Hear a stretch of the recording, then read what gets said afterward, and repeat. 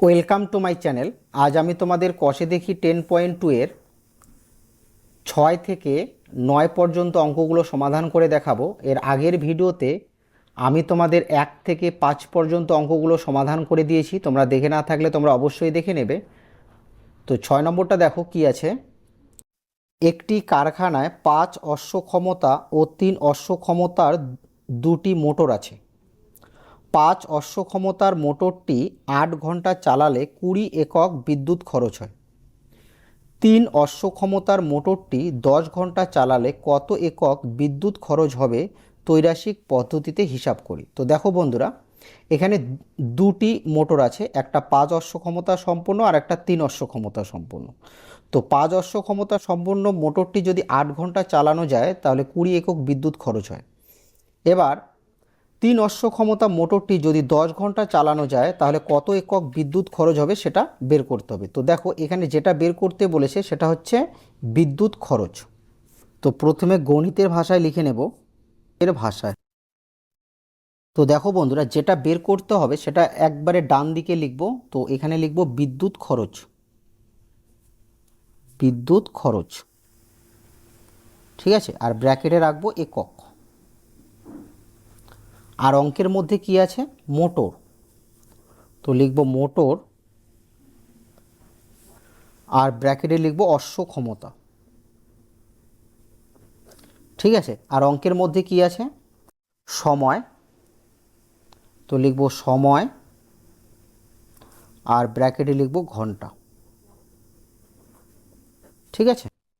তো কি কি লিখলাম, মোটর, সময় আর বিদ্যুৎ খরচ।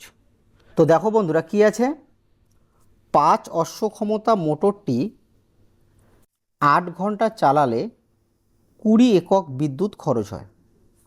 এবার 3 অশ্ব ক্ষমতা মোটরটি যদি 10 ঘন্টা চালানো হয় তাহলে কত একক বিদ্যুৎ খরচ হবে সেটা নির্ণয় করতে হবে। প্রথমে আমরা কি করব, মোটরের সাথে বিদ্যুৎ খরচের সম্পর্ক নির্ণয় করব, তারপর সময়ের সাথে বিদ্যুৎ খরচের সম্পর্ক নির্ণয় করব। তো প্রথম ধাপে লক্ষ্য করো, একটা মোটরের ক্ষমতা যত বেশি হবে সেই মোটরে কিন্তু বিদ্যুৎ বেশি বেশি খরচ হবে। বুঝতে পারলে তো, মানে মোটরের ক্ষমতা যত বেশি হবে সেই মোটর কিন্তু বিদ্যুৎও বেশি খরচ করাবে। আর এখানে মোটরের ক্ষমতা যত কম হবে তত বিদ্যুৎও কিন্তু কম খরচ হবে। তো দেখো, একটা বাড়লে অপরটাও বাড়ছে, একটা কমলে অপরটাও কমছে। তো এক্ষেত্রে কি সম্পর্ক আছে, সরল সম্পর্ক আছে। যখন একটা বাড়বে তো অপরটাও বাড়বে, একটা কমবে তো অপরটাও কমবে, তখন তাদের মধ্যে সরল সম্পর্ক থাকে, ঠিক আছে। তো লিখব এখানে মোটর ও বিদ্যুৎ খরচের মধ্যে সরল সম্পর্ক আছে,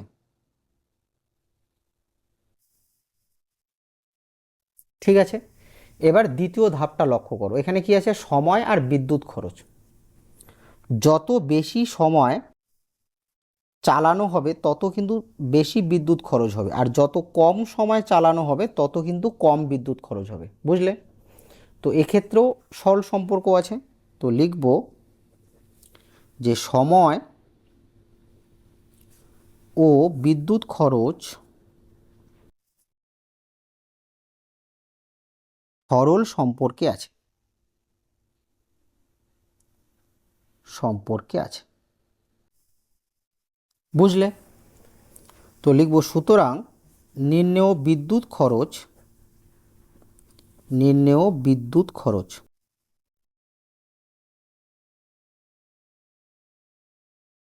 তো প্রথমে কি করব বন্ধুরা, প্রথমে এটা লিখব 20, তারপর একটা গুণ চিহ্ন দেব। এবার লক্ষ্য করো, মোটর আর বিদ্যুৎ খরচের মধ্যে কি সম্পর্ক আছে, সরল সম্পর্ক আছে। যদি সরল সম্পর্ক থাকে তখন কি করব বন্ধুরা, তখন নিচের সংখ্যাটা উপরে লিখব আর উপরের সংখ্যাটা নিচে লিখব, কেমন। আর যদি ব্যস্ত সম্পর্ক থাকে তাহলে উপরে যা আছে সেটা এখানে উপরে লিখব আর নিচে যা আছে সেটা নিচেই লিখব। এবার সময় আর বিদ্যুৎ খরচের মধ্যে কি সম্পর্ক আছে, সরল সম্পর্ক আছে। তো সরল সম্পর্ক থাকলে কি করব, প্রথমে নিচের সংখ্যাটা লিখব, তারপর উপরের সংখ্যাটা লিখব, কেমন। এবার কাটাকাটি করব। তো দেখো, 5 দিয়ে 10কে কাটি, 5 দুগুণা 10, 2 দিয়ে 8কে কাটি, 4 দুগুণ 8, 4 দিয়ে 20কে কাটি, 4 5 20। তো কত থাকলো? 3 আর 5, তাহলে 3 5 কত হবে? 15, 15 একক। বুঝলে? তো লিখব যে সুতরাং 10 ঘন্টা চালালে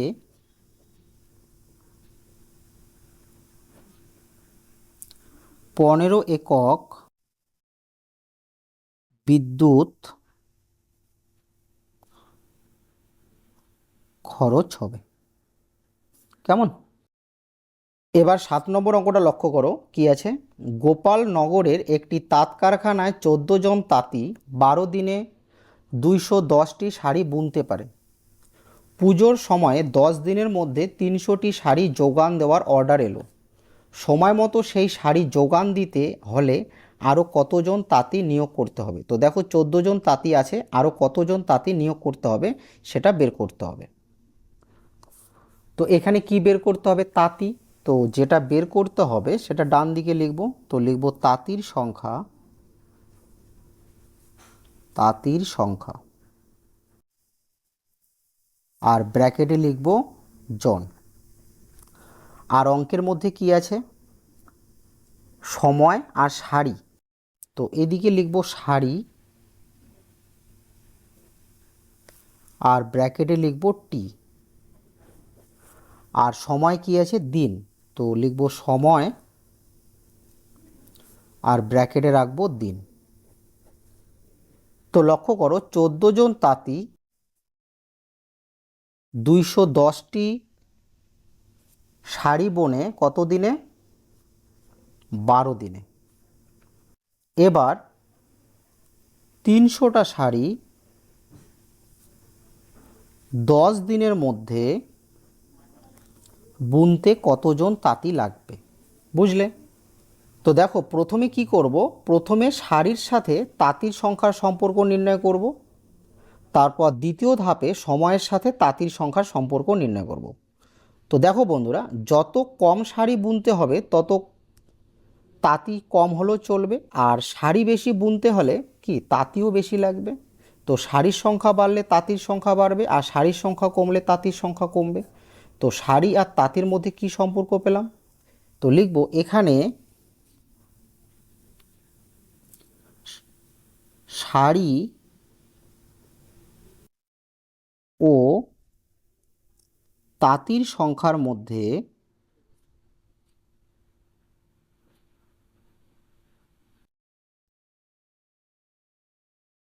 সরল সম্পর্ক আছে।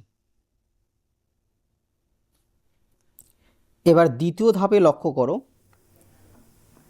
12 দিনে কোনো একটা কাজ করতে যতজন লোক লাগে 10 দিনে সে কাজটা করলে কিন্তু লোক সংখ্যা আমাকে বাড়াতে হবে, কারণ সময় যত কমবে তত লোক সংখ্যা বাড়াতে হবে, কারণ কম কম সময়ে কাজ করতে হলে কি লোক সংখ্যাটা বাড়াতে হবে। বুঝতে পারলে? তো তো যখন আমি দিন সংখ্যা বাড়াবো তখন তাঁতির সংখ্যা কম হলেও চলবে, আর যখন আমি দিন সংখ্যা কমাবো তখন তখন কি তাঁতির সংখ্যা বাড়াতে হবে। তো এক্ষেত্রে কি সম্পর্ক আছে? এক্ষেত্রে ব্যস্ত সম্পর্ক আছে। তো লিখব সময় ও তাঁতির সংখ্যার মধ্যে ব্যস্ত সম্পর্ক আছে।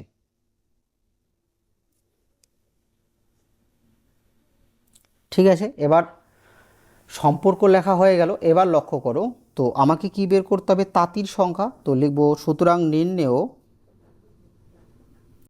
তাঁতির সংখ্যা, তাঁতির সংখ্যা।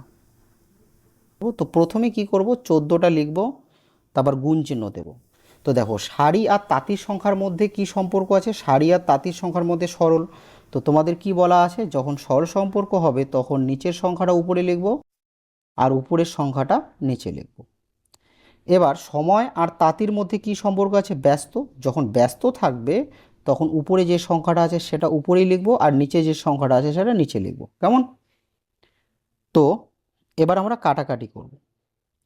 তো এই শূন্য আর এই শূন্য কাটবো, এই শূন্য আর এই শূন্য কাটবো, 3 দিয়ে 21কে কাটি, 3 সাথে 21, আর 7 দিয়ে 14কে কাটবো, 7 দুগুণা 14। তো তাঁতি লাগবে 2 12 24 জন। তো 300টা শাড়ি 10 দিনে বুনতে হলে 24 জন তাঁতি লাগবে, কিন্তু আগের থেকে 14 জন তাঁতি আছে। কিন্তু তাহলে আর কতজন তাঁতি নিয়োগ করতে হবে? আরও তাঁতি লাগবে, 14 জন আছে, মোট 24 জন লাগবে, তাহলে আরও তাঁতি নিয়োগ করতে হবে কত? 10 জন। আরও 24 বিয়োগ 14 মানে 10, 10 জন তাঁতি নিয়োগ করতে হবে।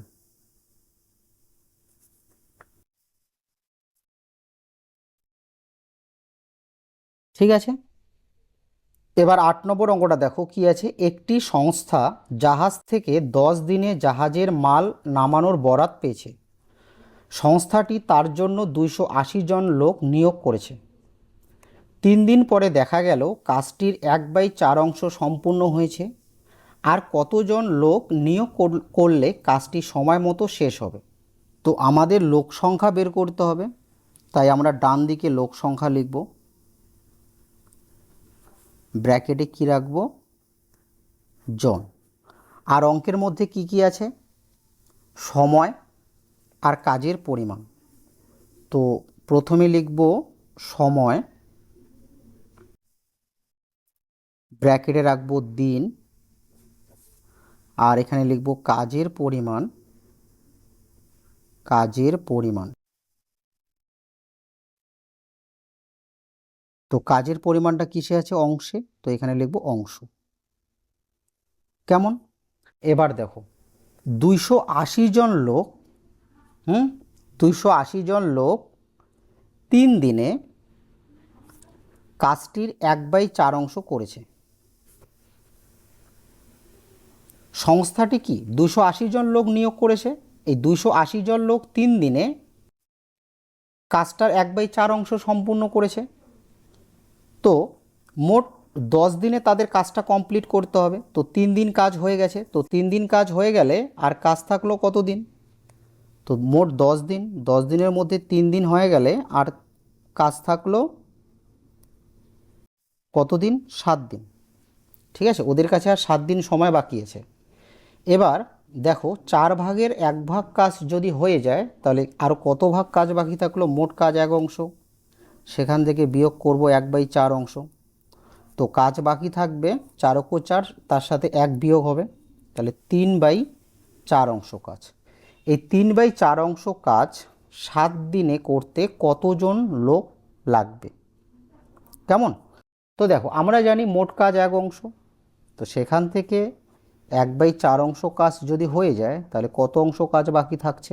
4 × 4 বিয়োগ 1, নিচে 4, 3/4 অংশ কাজ বাকি থাকছে। এই 3/4 অংশ কাজ ওদের 7 দিনে কমপ্লিট করতে হবে। তো 7 দিনে কমপ্লিট করতে হলে কতজন লোক লাগবে সেটা আমাদের বের করতে হবে। তো প্রথমে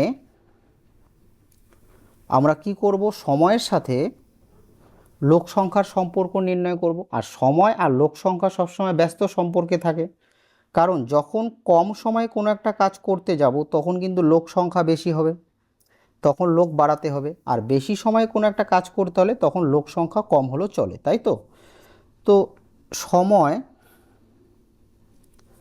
ও লোক সংখ্যার মধ্যে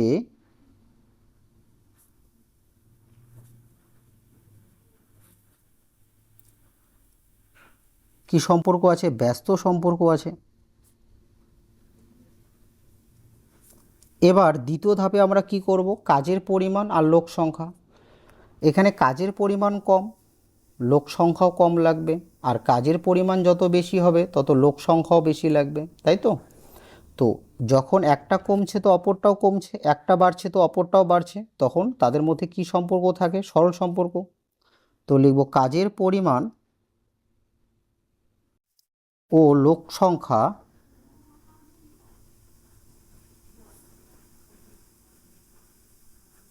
সরল সম্পর্ক আছে। কেমন? এবার দেখো তো আমরা বের করব লোক সংখ্যা, তো লিখব সুতরাং নির্ণেয় লোক সংখ্যা।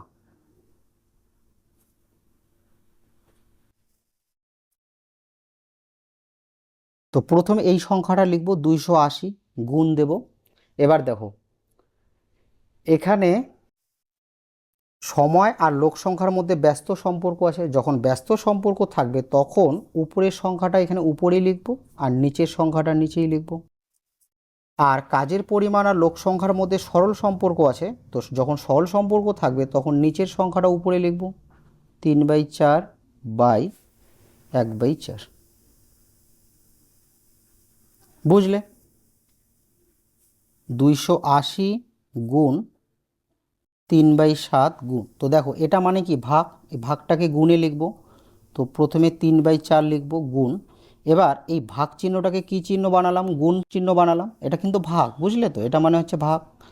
এবার ভাগকে গুণ বানালে কি হবে? এই যে নিচের সংখ্যাটা উপরে বসবে আর উপরের সংখ্যাটা নিচে বসবে। কেমন? তো এখানে 4 আর 4 কেটে দেব, 7 দিয়ে কাটবো 280-কে, তো 4 7 28 আর 0। তো উপরে কি থাকলো? 40, 3 আর 3, 3 40-এ কত হবে? 3 এ 4 12, 120, 120-কে 3 দিয়ে গুণ করলে কত হবে? 360, 360 জন। তো দেখো বন্ধুরা, 7 দিনে কাজটির 3/4 অংশ করতে 360 জন লোক লাগবে, কিন্তু 280 জন লোক তো আছেই, তো আরও কতজন লোক নিয়োগ করতে হবে? তো 360-এর সাথে বিয়োগ করে দেব 280। তো লিখব যে সুতরাং আরও লোক নিয়োগ করতে হবে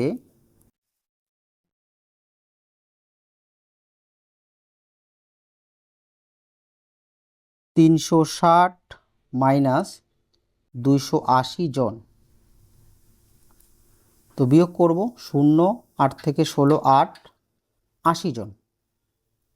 ঠিক আছে, আরও 80 জন লোক নিয়োগ করলে 7 দিনে 3/4 অংশ কাজ করা যাবে। বুঝলে? এবার 9 নম্বর অঙ্কটা দেখো কি আছে। একটি যন্ত্রচালিত তাঁতের ক্ষমতা একটি হস্তচালিত তাঁতের ক্ষমতার 2/1/4 গুণ। 12টি হস্তচালিত তাঁত 1080 মিটার দৈর্ঘ্যের কাপড় 18 দিনে তৈরি করে। 2700 মিটার দৈর্ঘ্যের কাপড় 15 দিনে তৈরি করতে কতগুলি যন্ত্রচালিত তাঁত লাগবে তা ত্রৈরাসিক পদ্ধতিতে হিসাব করি। তো দেখো বন্ধুরা, প্রথমে আমরা কি করব? প্রথমে আমরা হস্তচালিত তাঁত বের করব, তারপরে আমরা যন্ত্রচালিত তাঁত বের করব। ঠিক আছে? তো যেহেতু হস্তচালিত তাঁত বের করব, তাই ডান দিকে লিখব হস্তচালিত তাঁত।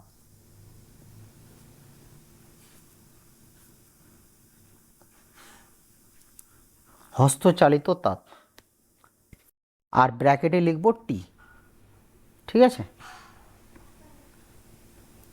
আর অঙ্কের মধ্যে কি আছে? সময় আর কাপড়।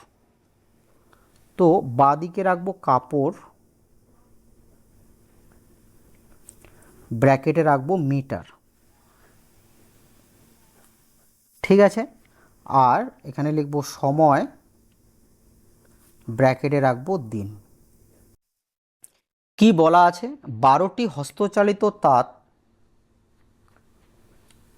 1080 মিটার কাপড় তৈরি করে 18 দিনে। 1080 মিটার কাপড় তৈরি করে 18 দিনে। এবার 2700 মিটার কাপড় 15 দিনে তৈরি করতে কয়টি হস্তচালিত তাঁত লাগবে? এটা আগে বের করব, তারপরে আমরা বের করব যন্ত্রচালিত তাঁত। ঠিক আছে?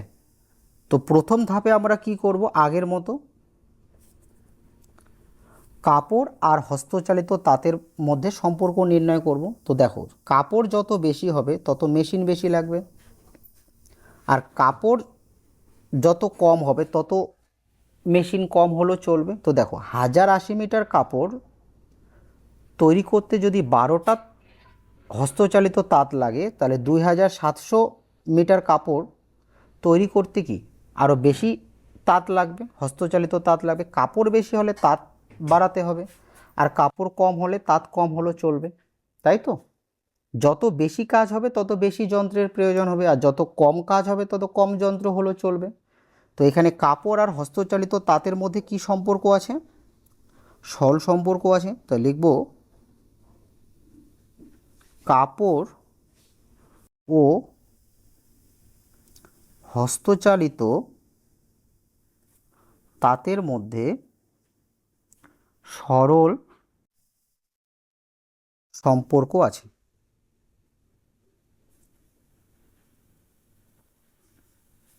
এবার দ্বিতীয় ধাপে কি করব? সময়ের সাথে হস্তচালিত তাঁতের সম্পর্ক নির্ণয় করব। তো দেখো এখানে সময় বেশি, যত বেশি সময় আমি কাজ করব তত যন্ত্র কম হলেও চলবে। আর যখন কাজটা আমরা কম সময়ে করব, যখন আমরা দিন সংখ্যাটা কমাবো, তখন কিন্তু আমাদের যন্ত্রটাও বেশি লাগবে। মানে কম দিনে কোনো একটা কাজ করতে হলে কিন্তু মেশিনটা বেশি দরকার আছে। তো যখন সময় কমবে তখন তাঁতের সংখ্যা বাড়াতে হবে, কারণ কম সময়ে একটা কাজ করতে হলে কি যন্ত্র বেশি লাগবে। আর যখন সময়টা বেশি হবে তখন তাঁত কম হলেও চলবে, তাই না? হস্তচালিত তাঁত তখন কম হলেও চলবে। তো যখন একটা বাড়ছে অপরটা কমছে, আর একটা কমলে অপরটা বাড়ছে, তখন তাদের মধ্যে কি সম্পর্ক থাকে? ব্যস্ত সম্পর্ক থাকে। তাহলে লিখব সময় ও হস্তচালিত তাঁতের মধ্যে ব্যস্ত সম্পর্ক আছে। ঠিক আছে? তো লিখব সুতরাং নির্ণেয় হস্তচালিত তাঁতের সংখ্যা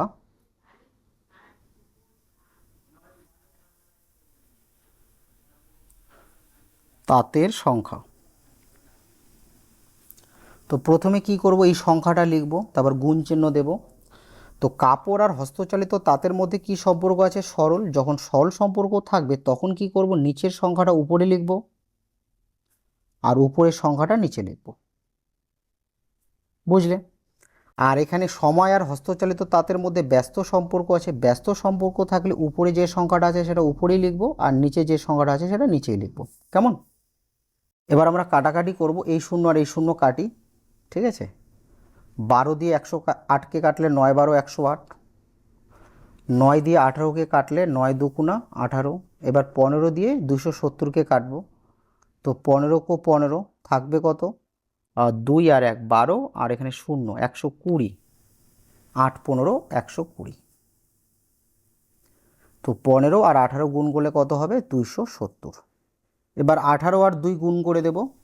2 18 কত হয়? 36। তো নির্ণেয় হস্তচালিত তাঁতের সংখ্যা হবে 36টি। এবার এখানে দেখো কি বলা আছে।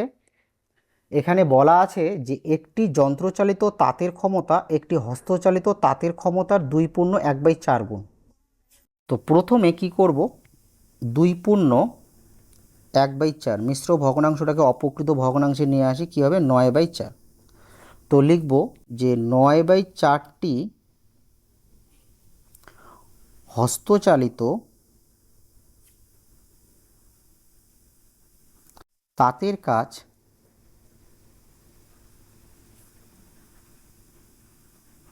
সমান একটি যন্ত্রচালিত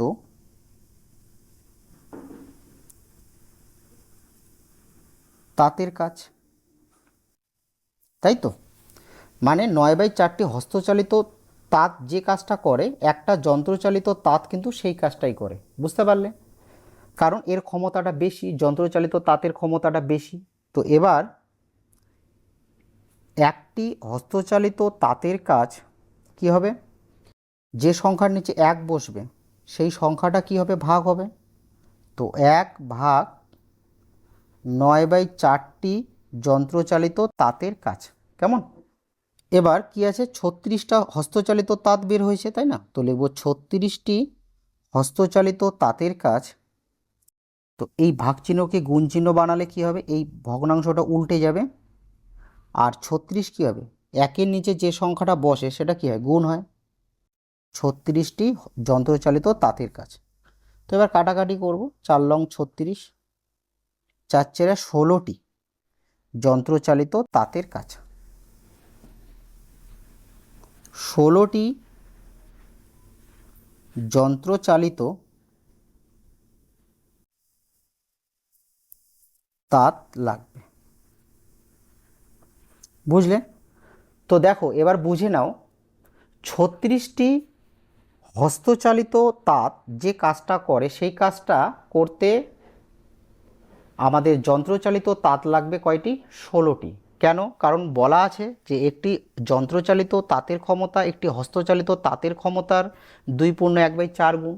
তার মানে যন্ত্রচালিত তাঁতের ক্ষমতা হস্তচালিত তাঁতের ক্ষমতার থেকে অনেক বেশি, তাই তো? তাই যন্ত্রচালিত তাঁত কম লাগবে। এটাই হলো অ্যান্সার।